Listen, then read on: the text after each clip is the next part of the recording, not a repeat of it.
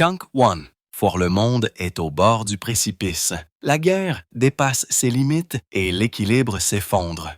Les drones et missiles ukrainiens frappent désormais profondément à l'intérieur de la Russie, démolissant le mythe d'une Moscou intouchable. Pendant ce temps s'échappe, la Finlande mobilise des exercices militaires massifs juste aux portes de la Russie. Une initiative qui provoque la panique au Kremlin, où des patrouilles citoyennes sont déjà en formation.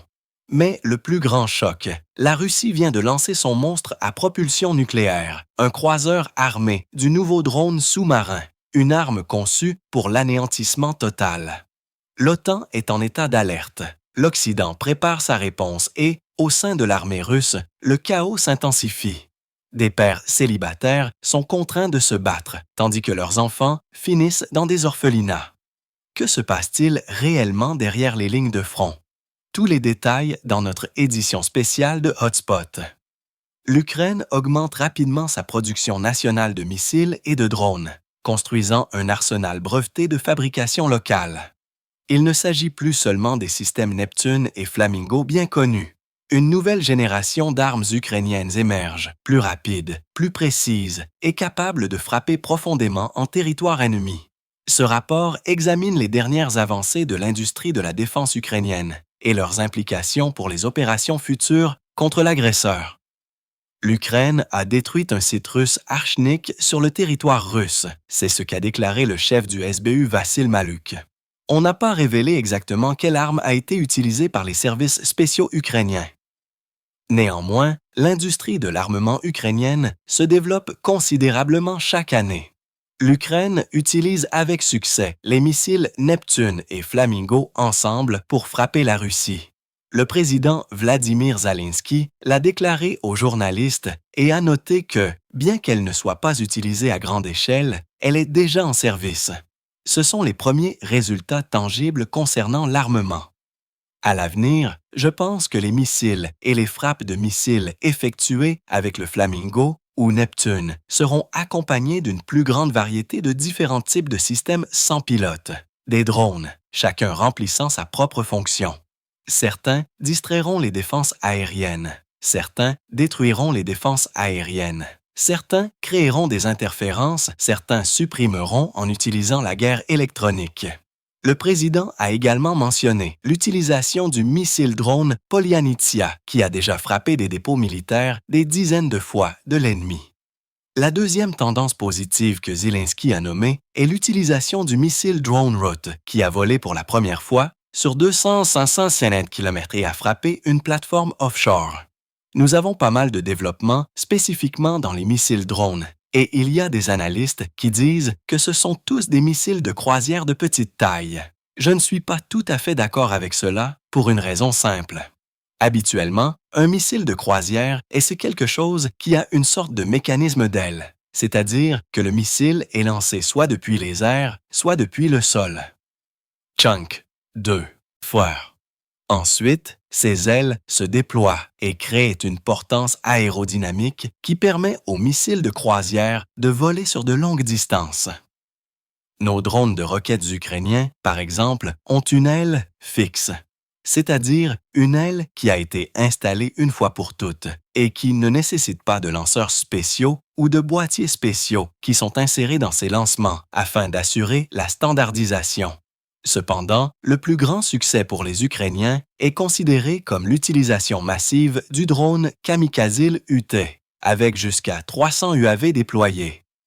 Le LUT est un système avec un concept légèrement différent. Il n'a rien en commun avec le Shahed, ni extérieurement ni intérieurement. Tant le système de contrôle que le système de guidage sont différents. Et les composants qu'il possède, la reconnaissance d'images, la correction de cibles, l'intelligence artificielle, ils n'ont absolument rien en commun avec les Shahed. Le service de sécurité des drones navals ukrainiens s'est amélioré à la fois en termes de charge utile et de portée, désormais capable de frapper des cibles à plus de 1500 km. Ils ont été utilisés pour la première fois en 2022 lors de l'attaque contre des navires de la flotte russe de la mer Noire dans la baie de Sébastopol. Depuis lors, ces drones n'ont cessé d'évoluer et de s'améliorer. Notre service de sécurité d'Ukraine dispose désormais de beaucoup plus de moyens pour détruire des cibles qu'auparavant. Et ce n'est plus seulement le Maluc. Il y a aussi beaucoup d'autres choses. S'il y a des tâches pour le Maluc, les Malucs sont utilisés. S'il y a des tâches pour d'autres drones sont utilisés. Depuis août de cette année, il a été annoncé que le missile Flamingo est entré en production en série, capable de frapper des cibles à une distance de 3000 km. Le Neptune modernisé frappe avec succès des cibles terrestres depuis 1 an maintenant. Actuellement, il peut atteindre des distances allant jusqu'à 400 km. Il a été annoncé que bientôt, il sera capable d'atteindre des cibles à 1000 km. Chaque voix compte. Rejoignez notre communauté. Soutenez le journalisme indépendant et aidez-nous à vous apporter la vérité depuis l'Ukraine. Devenez membre d'Ukraine aujourd'hui. Rejoignez-nous maintenant. Les frappes de précision de l'Ukraine par drones et missiles atteignent désormais profondément l'intérieur de la Russie, ciblant des actifs militaires. Clé et brisant l'illusion de la sécurité russe.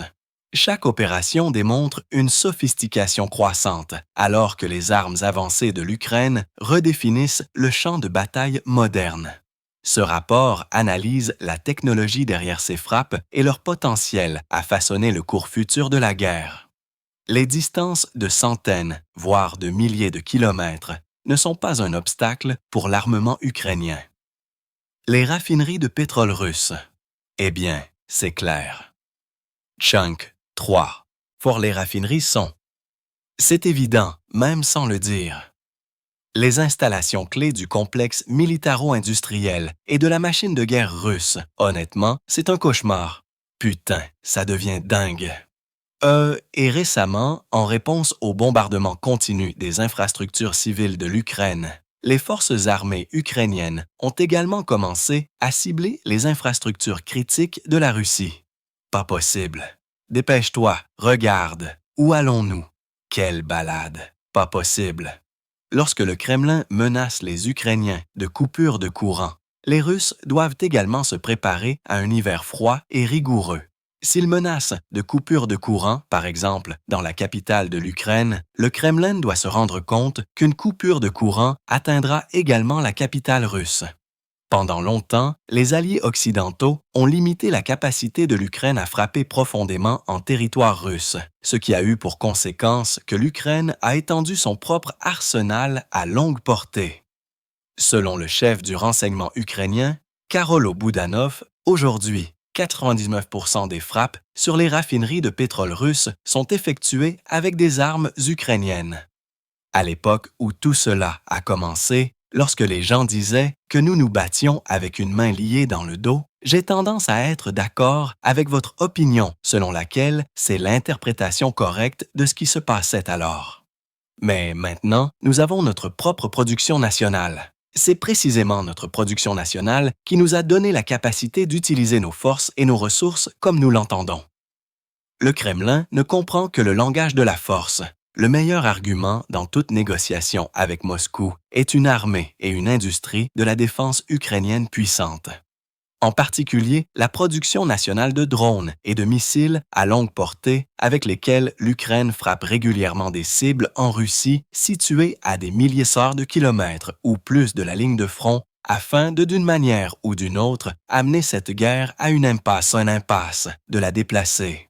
Nous devons apprendre non seulement à repousser les attaques ennemies sur la ligne de front, mais aussi à supprimer leur logistique et leurs forces aériennes. C'est pourquoi il est devenu nécessaire, et je ne mentionne même pas la nécessité de frapper les entreprises militaro-industrielles et le système énergétique russe.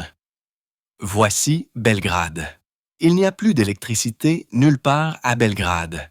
Si les drones les plus simples à fabriquer sont utilisés pour frapper les raffineries de pétrole russes, les drones à réaction sont mieux adaptés pour cibler les installations militaro-industrielles comme les types Polanitia, Peklo et Bars. Leurs spécifications techniques ne sont pas divulguées. Les experts suggèrent que la portée de ces drones à réaction se situe entre 500 et 700 km. Le principal avantage est leur faible coût par rapport aux concurrents des missiles de croisière. Ce sont les deux endroits qui sont les plus importants. Les villes comme Moscou et Leningrad, qui sont les plus protégées par les systèmes de défense aérienne de la Fédération de Russie, pourraient commencer à être touchées tous les soirs. Bars pourra les atteindre et je crois que cela devrait se produire systématiquement. Chunk 4. Pour le dessert, des missiles ukrainiens à longue portée sont réservés aux occupants. Neptune et Flamingo à longue portée avec des portées de respectivement 1000 et 3000 km. L'oiseau rose ukrainien, en plus de son énorme portée, impressionne par un poids d'ogive d'environ 1000 kg. Habituellement, l'ogive d'un missile de croisière moderne est de 450, mais au maximum 500 kg. En règle générale, presque tous les missiles ont une ogive de 450 kg. Qu'est-ce que l'eau awesome? Qu'est-ce qu'une ogive d'une tonne offre? Lorsqu'elle frappe une cible, par exemple une installation industrielle, 2 de ces missiles peuvent la mettre complètement hors service pendant au moins 1 an. C'est-à-dire qu'il y aura un seul cratère d'environ 20 mètres de diamètre. Les terroristes russes qui bombardent les villes ukrainiennes doivent se rendre compte qu'une réponse en miroir viendra. Cela arrivera certainement. La Russie a lancé un nouveau croiseur à propulsion nucléaire, un transporteur du drone sous-marin passé de Poutine et présenté comme une arme de représailles. Le navire est capable de transporter plusieurs torpilles nucléaires à portée pratiquement illimitée et à puissance dévastatrice. Washington et Bruxelles ont réagi immédiatement, car les analystes de la défense occidentaux évaluent déjà comment l'OTAN pourrait contrer cette dernière menace du Kremlin. Notre rapport complet couvre la réaction internationale et ce que l'Occident prévoit de faire ensuite. La course aux armements a bel et bien commencé. Le chantage nucléaire continue. Après le test du missile Burevestnik à Severodvinsk, un lancement cérémonial du sous-marin nucléaire. Khabarovsk a eu lieu à l'usine Sevmash. Le croiseur sous-marin nucléaire Khabarovsk est prêt à quitter le quai. Commencer à bouger. Selon les médias russes, le sous-marin Khabarovsk peut transporter jusqu'à 12 torpilles nucléaires sans pilote. Poséidon. Moscou affirme que Poséidon est capable d'opérer à des profondeurs allant jusqu'à 1000 mètres et qu'il peut atteindre des vitesses de plus de 100 nœuds, ce qui le rend difficile à détecter et à intercepter. Avec leur nouvelle torpille, les habitants du Kremlin tentent d'intimider les pays de l'OTAN. Le développement du Burevestnik a permis de réaliser des tests du Poséidon. Il n'y a tout simplement pas d'égal à cette arme. Le président a supervisé ce projet du début à la fin. Il a accompagné le projet à chaque étape. Nous en voyons le résultat, une augmentation de la capacité de défense du pays. Et aujourd'hui, ceux à l'étranger qui nous veulent du mal devraient se préparer à s'incliner devant notre commandant suprême juste pour qu'ils utilisent cette arme. Mais en réalité, ce ne sont que des fantasmes et de la bravade vide sur une autre arme, dite sans égale. Chunk 5. Froid. En réalité, la marine russe, et en particulier sa flotte de sous-marins, a des décennies de retard sur son principal concurrent, les États-Unis. Personne ne s'en approche, même de près. Personne ne peut se comparer à nous. La Russie et la Chine ont 25 ans de retard sur les États-Unis, tant en quantité qu'en qualité de sous-marin. En décembre, un nouveau sous-marin de la classe Virginia sera mis en chantier. Alors que le Kremlin lance des navires à l'eau, Khabarovsk, la Maison-Blanche, annonce la plus grande modernisation de la marine de l'histoire moderne. Mais même sans cette modernisation, les États-Unis possèdent déjà la flotte navale et sous-marine la plus puissante du monde. La principale composante de la marine de la Fédération de Russie est sa flotte de sous-marins. Mais, contrairement aux États-Unis, la Fédération de Russie possède environ 17 sous-marins nucléaires, alors que, comme je le souligne à nouveau, les États-Unis en ont environ 70 dans l'arsenal de la marine de la Fédération de Russie. En plus de 17 sous-marins nucléaires, il existe 33 sous-marins diesel électriques. L'un de ces sous-marins diesel électriques russes, le Novorossisk, est tombé en panne en mer Méditerranée au large des côtes européennes il y a quelques semaines, faisant l'objet de plaisanteries du secrétaire général de l'OTAN. Maintenant, en substance, il ne reste presque plus de présence militaire russe en mer Méditerranée. Il n'y a qu'un seul sous-marin russe en panne qui, boitant comme un canard boiteux, rentre chez lui après une patrouille. Pour l'Alliance nord-atlantique, dirigée par les États-Unis, la marine est essentielle. C'est un outil de dissuasion et d'influence sur les adversaires potentiels partout dans le monde. La marine est la fierté des États-Unis et c'est la composante principale tant dans la conduite d'opérations militaires en dehors des États-Unis que comme élément de la présence militaro-politique des États-Unis dans pratiquement toutes les régions du monde. Permettez-moi de vous rappeler que les États-Unis possèdent la plus grande marine du monde. De plus, leur principale fierté est leur groupe aéronaval, leur groupe aéronaval porte-avions. Ils ont un total de 11 porte-avions. L'Ukraine a également contribué de manière significative à la réduction du potentiel naval de la Russie. Selon la marine ukrainienne, depuis le début de la guerre à grande échelle par les forces armées ukrainiennes avec l'aide principalement de missiles à longue portée et de drones navals sans pilote, ils ont détruit 28 navires russes, dont le sous-marin Rostosur. Autrefois, la fierté d'Arafia, la flotte de la mer Noire s'est retrouvée sans la mer Noire. La Finlande se prépare à des exercices militaires majeurs impliquant environ 15 000 soldats, prévus de novembre à décembre, y compris des zones le long de la frontière russe. L'annonce a suscité une véritable alarme à Moscou. En réponse, les autorités de la région russe de Carélie ont commencé à former des patrouilles dites populaires pour aider les gardes-frontières près de la Finlande. L'initiative a été annoncée par le chef de la Carélie, Arur Perfanikov. Tous les détails dans notre rapport. Agissant de manière proactive, la Finlande déploie 15 000 soldats à la frontière avec la Russie. Les Finlandais se préparent à la plus grande série d'exercices militaires de l'année. Des conscrits, des réservistes, des soldats professionnels, ainsi que des unités des pays alliés. La Suède et le Royaume-Uni y participeront. Chunk 6. Forcellons les forces terrestres du pays. Le but des manœuvres est de tester la capacité de l'armée à défendre l'État et de renforcer la coopération avec les alliés de l'OTAN. Ce sont les contre-mesures de l'OTAN en réponse aux actions agressives du pays occupant sur le territoire, du pays occupant à proximité immédiate de la frontière finlandaise. Il y a actuellement une construction d'ingénierie intensive de nouvelles bases militaires par l'armée du pays occupant. Cela concerne Petro-Zavodkandia et d'autres colonies au sein de la Fédération de Russie, ce qui indique le redéploiement d'unités de l'armée russe à proximité directe de la frontière finlandaise. L'un des plus grands épisodes sera l'exercice de sentinelle de l'Evali, qui aura lieu dans le sud de la Finlande du 27 novembre au 4 décembre. Il impliquera environ 7000 participants. La Fédération de Russie a constamment clairement indiqué à la Finlande qu'elle représente une menace pour ce pays. De plus, il y a eu un élément constant de pression militaro-politique sur la Finlande visant à maintenir son statut dit neutre. En d'autres termes, il n'y a absolument aucune base pour affirmer que des relations amicales ou de bon voisinage ont été établies après l'occupation des territoires finlandais. La présence militaire russe près des frontières de la Finlande n'a cessé d'augmenter.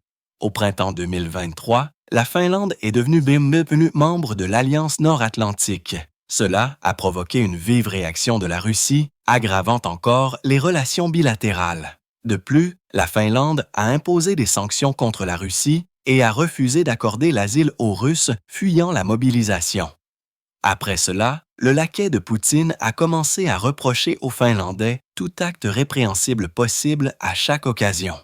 Par exemple, en septembre, l'ancien président alcoolique, Dmitri Medvedev, a décidé que la Finlande se préparait à attaquer la Russie. Après avoir rejoint l'OTAN sous le couvert de mesures défensives, Helsinki poursuit une voie de confrontation, se préparant à la guerre avec la Russie, apparemment en mettant en place un tremplin pour une attaque contre nous. De plus, selon lui, la Russie aurait un droit légal à des réparations de la part des Finlandais pour la Seconde Guerre mondiale. Il affirme qu'à l'époque, ils ont trop peu payé grâce à la bonne volonté des Russes. Il s'agit en fait d'un élément de pression militaire diplomatique sur la Finlande.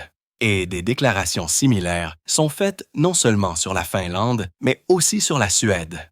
Cela concerne également l'île de Gotland et, par conséquent, la Pologne. À la suite de l'alcoolique Medvedev, le président du comité de défense de la Douma d'État, Andrei Kartapolov, a également fait des déclarations agressives. Il a déclaré, ou plutôt menacé, que la Russie est prête à se défendre à tout moment, car elle a tout ce dont elle a besoin. EDV en avait déjà parlé auparavant. Nous ne pouvons pas ignorer le fait important que la Finlande est actuellement membre de l'Alliance nord-atlantique et cela prédétermine à son tour les changements dans nos approches militaires pour sécuriser la frontière et répondre à d'éventuels actes hostiles. Les dirigeants politiques et militaires de la Finlande font tout leur possible pour souligner qu'une attaque de la Russie serait un acte de folie suicidaire. La Fédération de Russie démontre sa volonté d'une confrontation directe avec le bloc de l'OTAN et, par conséquent, les premiers pays qui seront au centre de l'armée du pays occupant seront respectivement la Finlande et les États baltes. Par conséquent, les risques sont assez élevés. Ceci est également mis en évidence par la formation de nouvelles unités militaires dans le district militaire de Leningrad et, par conséquent, le déploiement d'infrastructures militaires directement près des frontières avec la Finlande. Plus tôt, on a appris que la Finlande avait offert à l'OTAN d'établir une nouvelle base militaire sur son territoire. Chunk 7, Fort Helsinki pourrait devenir une base pour de grands drones de reconnaissance de l'OTAN. Des informations inquiétantes continuent de faire surface au sein de l'armée russe. Les pères célibataires servant sur les lignes de front se voient refuser la libération, même lorsque leurs enfants, laissés sans autre tuteur, finissent dans des orphelinats. Les défenseurs des droits de l'homme affirment que les commandants militaires rejettent systématiquement les demandes de libération anticipée, invoquant la nécessité de la guerre. Le résultat, des familles brisées et des enfants placés sous la tutelle de l'État pendant que leurs pères restent piégés au front. Plus d'informations sur ces cas troublants et d'autres dans l'armée russe dans notre rapport complet. Les blessés et les mutilés sont envoyés à l'assaut et ceux qui sont jugés indésirables parmi les militaires sont tout simplement éliminés. Et si quelqu'un ne veut pas signer de contrat, il finira par le signer de toute façon. Mais le soldat nouvellement frappé ne le découvre qu'après coup. Il est également presque impossible de démissionner de l'armée. Même les pères célibataires, qui, en vertu de la loi, devraient être libérés sans problème, se voient refuser la libération. Pendant ce temps, leurs enfants sont tout simplement placés dans des orphelinats. Selon les pères célibataires interrogés par Verska, les commandants peuvent initialement refuser d'accepter le rapport de démission, refusant la libération verbalement.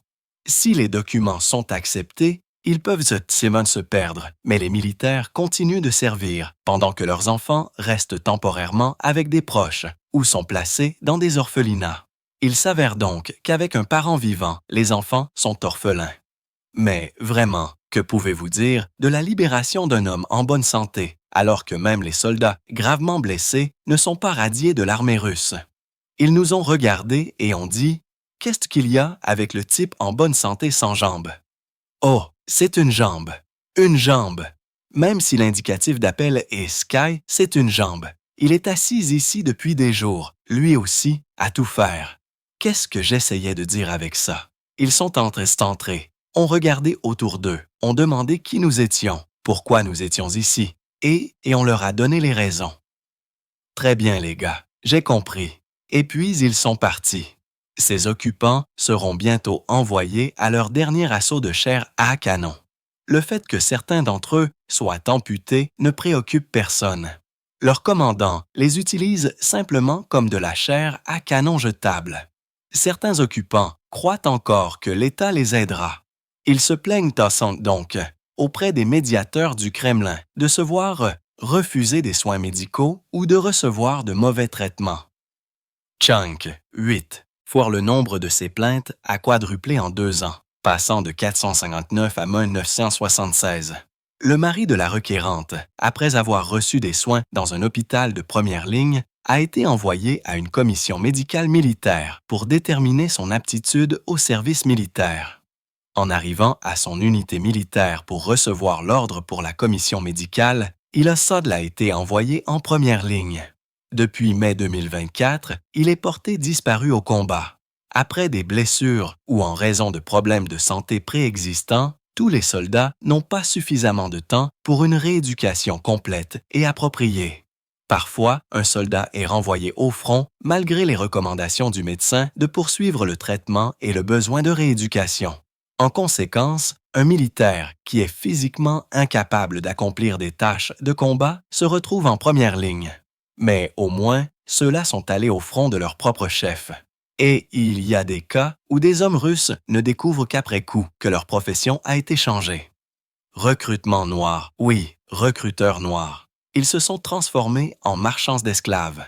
Nous avons essentiellement du commerce d'esclaves, fournissant des personnes au front. Tout le monde, sans exception, finit par être pris dans ce piège. Paralysie cérébrale, maladie mentale, membres manquants, tout cela n'est rien et sera utilisé dans l'armée russe. Les administrations locales sont bien sûr au courant de tout cela et l'encouragent et l'aident même.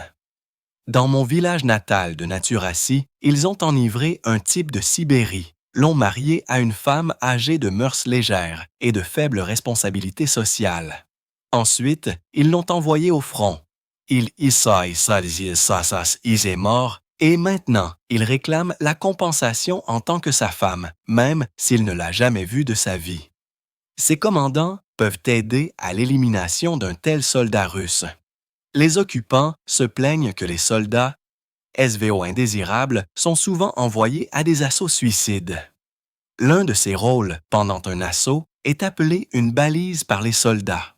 L'occupant est envoyé sans armes ni gilet pare-balles pour exposer les positions de tir des troupes ukrainiennes.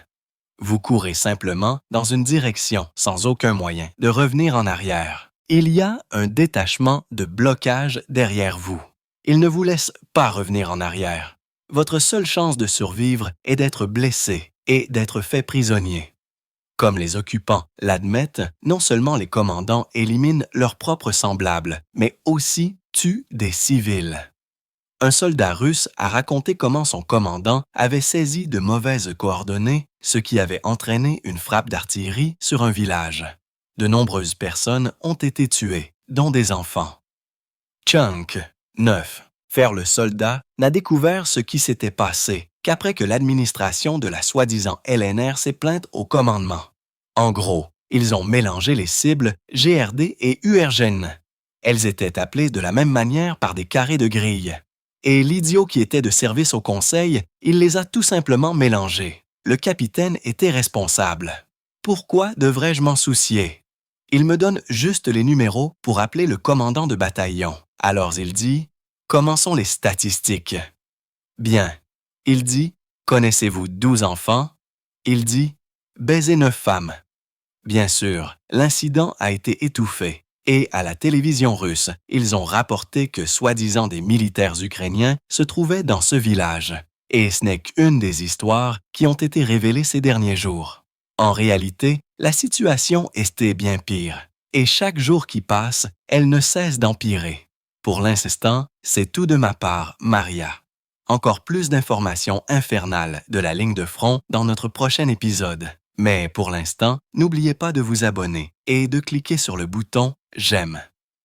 À bientôt.